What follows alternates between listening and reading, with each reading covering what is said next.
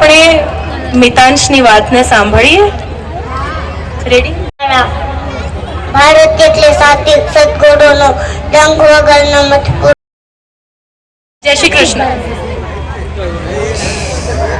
જય શ્રી કૃષ્ણ. જય શ્રી કૃષ્ણ. તો પહેલા તો સૌથી વધારે તાળીઓ થઈ જાય નાનકડા બચ્ચા માટે. આજે હું પણ મંચ પર ઊભી હોઉં ને મારે કંઈક સડનલી બોલવાનું આવે ને તો મને બીક લાગી જાય, પણ છતાંય અહીંયા ઊભા રહેવું બધાની વચ્ચે અને પછી કંઈક સરસ મજાની વાત કરવી એ બહુ હિંમતનું કામ છે.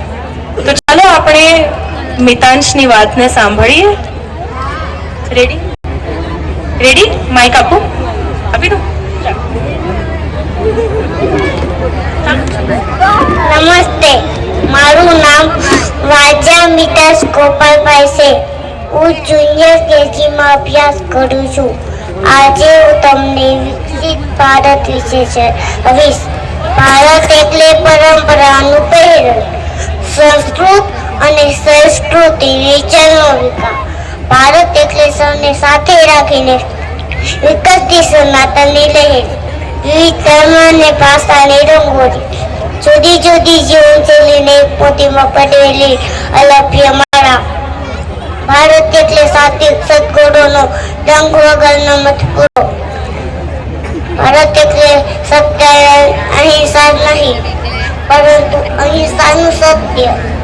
રામ અને કૃષ્ણ બંને જેના નામમાં હોતા શક્તિની મૂર્તિ સાથે સંવાદ કરવાનું પરમ સામર્થ્ય એટલે ભારત.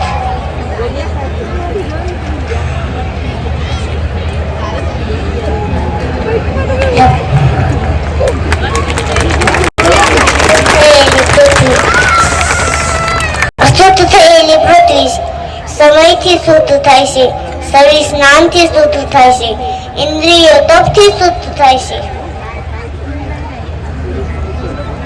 બ્રાહ્મણ યજ્ઞથી શુદ્ધ થાય છે, મન સંતોષથી શુદ્ધ થાય છે, ગર્ભ સંસ્કારથી શુદ્ધ થાય છે. અસ્તુ જય હિન્દ, જય ભારત.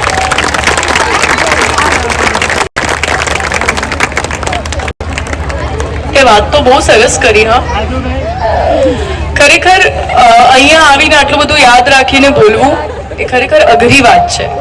સો આટલું નાનું બાળક છે.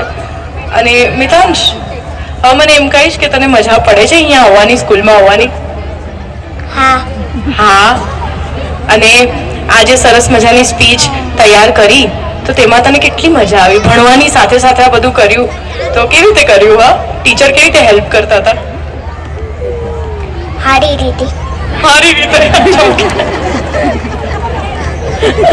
ટીચરે બહુ સરસ રીતે હેલ્પ કરી, તો એના માટે ટીચરને પણ અભિનંદન.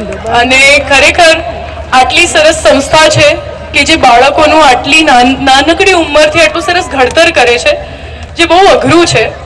અને ફરી એક વખત અભિનંદન મિતાંશ, તમે તમારા ટીચર પાસે જઈ શકો છો. જા જા.